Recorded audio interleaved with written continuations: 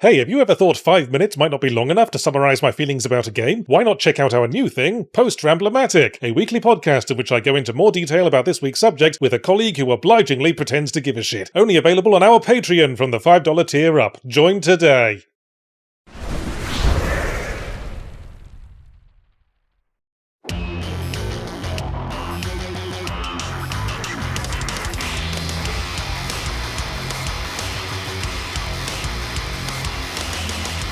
There's long been a rather concerning gap in my familiarities, but my doctor tells me exercise might help. There's also a worrying oversight in my experiences. I had never played Halo 1. At the time it came out in 2001, I never played it on the original Xbox because regrettably I was a grown-up who played PC first-person shooters like Half-Life and Deus Ex. Obviously I was aware of Halo when the Xbox showed up one day to PC's house going, "Look Daddy, I can make first-person shooters too!" And we all went, "Oh, aren't you just adorable? Look, you've made your own version of the Doom Marine and everything." He's not the Doom Marine, his name's Master Chief and he's a cyborg and he's super strong and he's best friends with a super pretty lady who's actually a hologram and has a really nice squidgy bottom. And you have to shoot all the aliens and I put in all my favourite toy guns and I'm basically going to prove the viability of first-person shooters on consoles. Of course you are, Xbox. Run along now. The grown-ups are making immersive sims. That subtitle was cute as a fucking button too. Combat evolved, implying that health coming back by itself and environments consisting of endlessly copy-pasted identical corridors is an evolution of the genre, in much the same way that Timberwolf evolved into the West Highland Terrier. Well, to paraphrase a great musical, never kick a dog because it's just a pup, because eventually the pup grows up, and your kicking leg remains at exactly the same size and level of nutritiousness. This particular pup bit me in the arse when I found myself having to review Halo 3 onwards as a professional critic, and didn't have the first bottom-squidging clue what was going on in the plot. So when the ground-up remake of Halo Combat Evolved, titled Halo Campaign Evolved, presumably so it doesn't have to reprint its business cards, came along, I jumped at the chance to finally get the necessary background. In the distant future, humanity is engaged in a space war with an alien empire called the Covenant. Incidentally, I like that the aliens in Halo use English words to name things. I always thought that was clever, because presumably since we only ever hear them speaking English, some kind of universal translation technology is in use, and that's not going to know to retain proper nouns as the original weird alien words. Anyway, the Covenant is a galaxy-spanning theocracy composed of multiple races, including the Ungoi, the Jiralhanai, and, well, never fucking mind, I guess. The Covenant are all making a big fuss over a giant planet-sized ring called the Halo, so a human ship rocks up to it to investigate and is promptly set upon by the Covenant fleet. Fortunately, the ship is equipped with an in-case of first-person shooter break-a-glass box, in which can be found our protagonist, Master Chief, a faceless, stoic twerp, cosplaying as an avocado kitchen installation, whom we take control of to start blasting our way through the hordes. Shortly, the captain of the human ship orders us to take the ship's AI Cortana and evacuate, and then says, "If I don't survive, make sure this gets to my daughter," and gives us a fucking gun.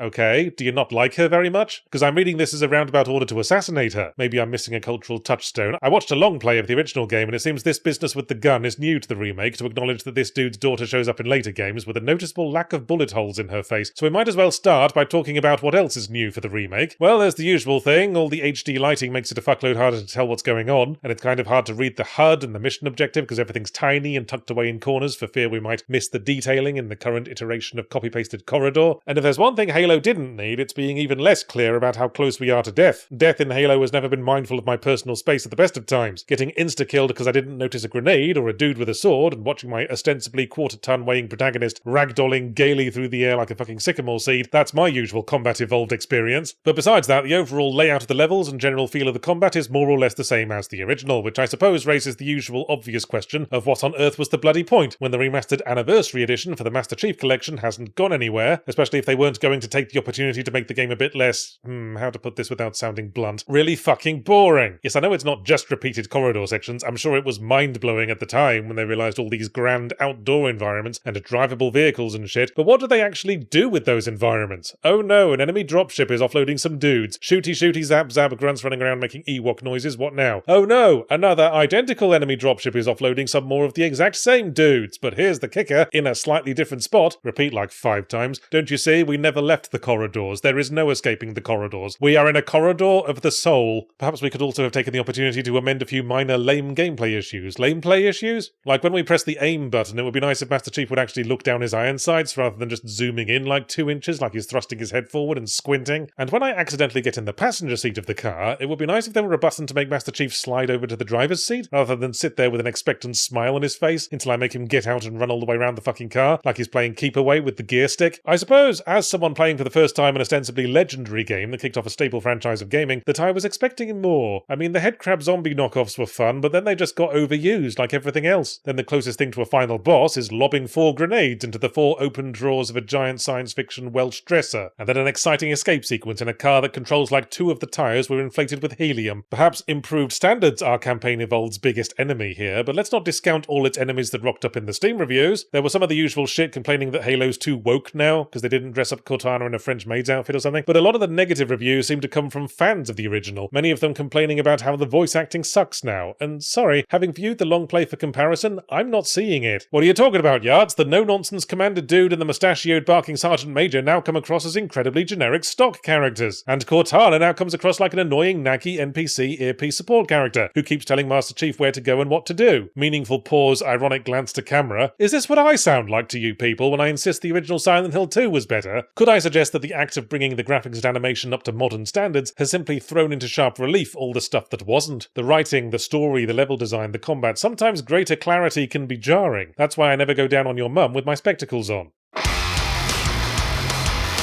This video is brought to you by PlayTracker, the app that tracks your cross-platform game library, achievements, stats, friend activity, and more. Lately I've been pondering some of life's most difficult questions. Am I the person I want to be? What happens to our consciousness after we die? Do spiders have lungs? Just how much of my existence has been spent replaying From Software games? Luckily, PlayTracker is here to help us answer at least one of those questions, earn some free games, and potentially win $250. Step 1. Join Second Wind's PlayTracker Guild at the link below. Step 2. Play games recommended by the Second Wind staff to earn points. Step 3. Use those points to redeem a free game. Step 4. Profit. Like spiritually and monetarily. At the end of August, the person who has earned the most points will receive a $250 gift card to the game platform of their choice. Unite your gaming multiverse and be rewarded for it with PlayTracker today.